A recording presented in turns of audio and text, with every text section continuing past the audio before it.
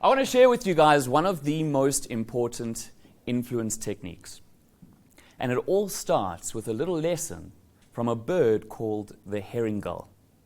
Now, herring gull chicks display a phenomenal behavior. Whenever they see the little red dot on their mother's beak, they'll automatically open up their own beak and clamor to get fed.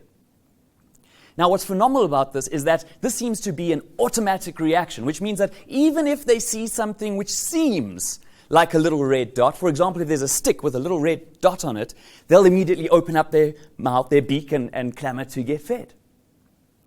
Here's another example of this phenomenal behavior. Turkeys. A mother turkey will take anything under its wing if it hears the characteristic chirping sound of a baby turkey.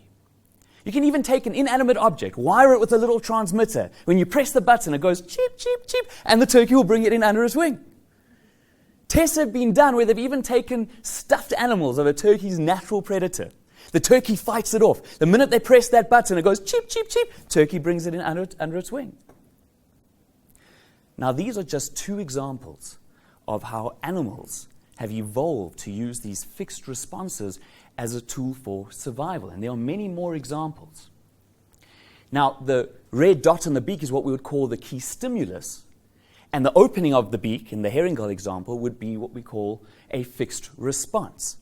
And it seems that this fixed response happens not through any kind of logic or any kind of conscious thought. In fact, the animal seems to be completely unaware that its behavior is as a result of being a fixed response to a key stimulus.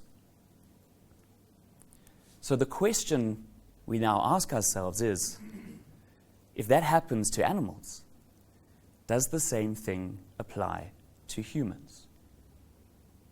And the answer is both yes and no.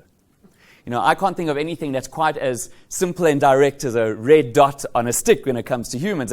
And for sure, we don't want to think of ourselves as creatures that are puppets to our own inner drives, that we behave so automatically to certain stimuli. But with that said, it is possible to influence or manipulate, and I don't mean that in a bad word, human behavior into what is, in effect, a fixed response. This makes humans quite predictable at the best of times. And so I invite you to have a look at the 5 pictures on the screen. Now, here's what I want you to do. I want you to think of any picture. Don't tell anyone. There's no right or wrong answer. You can change your mind as many times as you like. Just agree to yourself on one of the pictures now. Have you got one? Good. Do not change your mind. Now, isn't it amazing that I know for sure that you're thinking of the tree? Isn't that crazy? Isn't that mad? Okay, now listen, obviously, there's no way for me to know that you're thinking of the tree. I just wanted to do that to play with your minds, with those who did think of the tree. And Judith, I think you're thinking of it, right? I can't obviously tell that all of you would think of the tree, but what I can tell you is that most of you chose picture number 2, which is of the teddy bear, or picture number 4, which is of the dog. Now, don't worry if this didn't work on you. It doesn't work on everyone all of the time. But why does it work on most people most of the time? Well, you see, the pictures number 1 and 5 on the extreme sides are typically seen as far too obvious, and so people don't choose that. The same applies, in a slightly lesser extent, to the picture in the middle. And so the 2 that most people think are the least predictable are pictures number 2 and 4. And by choosing those, it actually means that you're the most predictable. Now, I can see some of you who are thinking, well, I didn't choose number 2 or 4, and you're looking quite smug. And what you've really just proven to us is that you're really not normal. So, here's the bottom line.